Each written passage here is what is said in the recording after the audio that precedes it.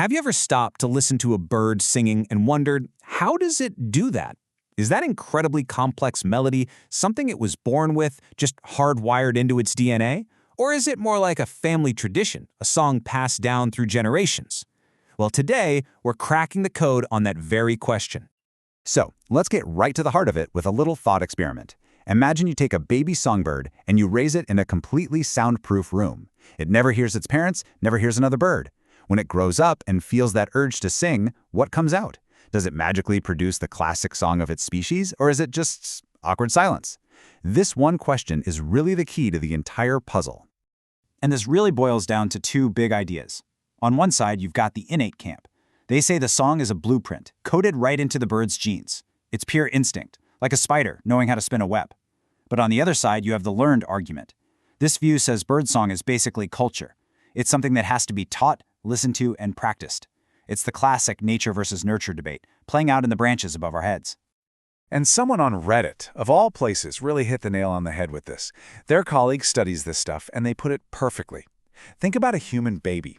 A baby is born with the ability to make sounds, to babble, right? That part is innate. But to turn that babble into actual language, into words and sentences, that baby has to hear other people speaking. This suggests it's the same for birds. They're born with the instrument, but they have to learn the music. So, here's our game plan for today. We're going to start with the core mystery. Then we'll literally go inside the bird's brain. From there, we'll look at the tools it uses to build songs, explore the wild world of bird dialects, and finally, see how this all sings a very similar tune to our own human language. Okay, let's dive into part one, the core mystery. Before we get into all the deep science and brain scans, what are the clues we can just see and hear out in the real world? Turns out, they're everywhere. And honestly, the clues from the field are kinda all over the place. On one hand, you have pigeons in, say, London that have different accents than pigeons in Paris. That points to learning. You can literally watch a young robin's song get better and more complex as it listens to its dad. And then you have mockingbirds, the ultimate remix artists, mimicking everything from frog croaks to car alarms. I mean, that's definitely not in their DNA.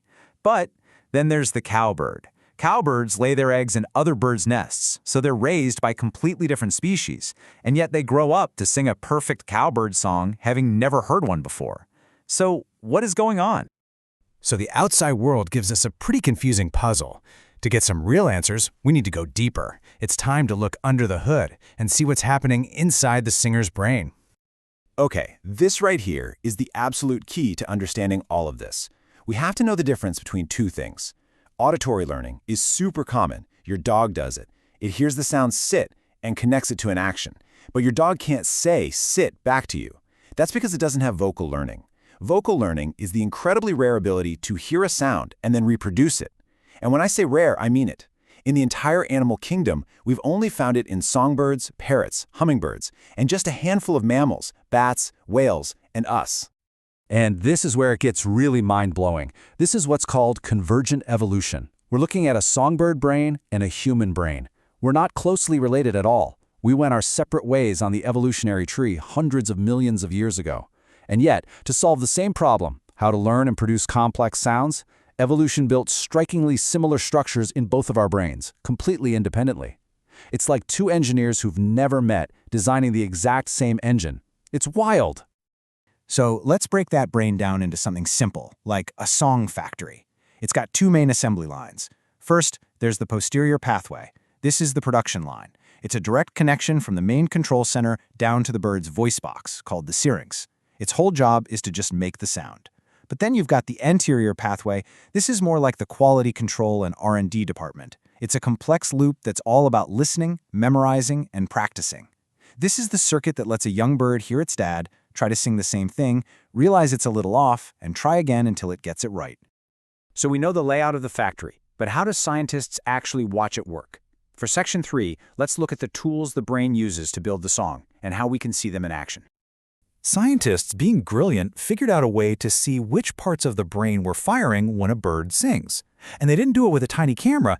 They did it by tracking a very, very special gene called zinc. You can think of it like a biological tracer bullet that lights up the active parts of the brain.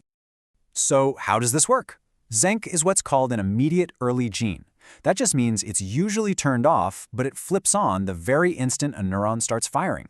So when a bird starts singing its heart out, the neurons in both those song pathways we just talked about go nuts. This causes a huge surge of zinc.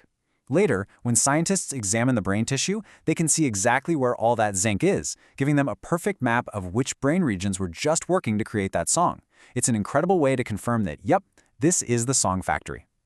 Now hold on, because the study of birdsong is about to lead us to one of the biggest plot twists in the history of neuroscience. For more than 100 years, there was one thing every neuroscientist knew for certain. When you're an adult, your brain cannot grow new brain cells. You get one set, and if you lose any, they're gone forever. Period. This was scientific dogma. It was in every textbook. But a little, unassuming canary was about to step onto the stage and completely rewrite the rules of brain science. And here it is, the discovery that turned neuroscience on its head. Scientists found that adult canaries were growing new neurons, something thought to be impossible. And look at this chart. In the birds that weren't singing, a certain number of new neurons managed to survive. But in the canaries that were actively singing and practicing, way more of those new neurons survived and actually got integrated into the main song control circuit. The very act of singing was literally building and reinforcing their brains. This discovery of adult neurogenesis in a bird opened up a whole new universe of research for brain plasticity and repair in every animal, including humans. Okay, wow, so birds have these incredibly dynamic brains that are built for learning and can even grow new parts through practice? Let's head back out into the wild for Section 4 and see what this looks like when it's put into practice.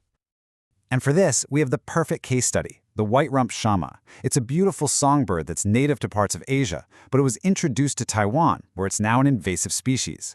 This sets up a perfect natural experiment. What does a master singer do when it's dropped into a brand new acoustic world filled with sounds it's never heard before? The answer comes down to one single jaw-dropping number: 95%. That's what it means. A full 95% of these invasive shamas in Taiwan were mimicking other local birds. They were weaving the sounds of their new home directly into their own songs. They weren't just singing the old hits from back home, they were listening, adapting, and creating a whole new fusion playlist based on their new environment. So the next question is obvious. How do they pick who to copy? The researchers had three main guesses.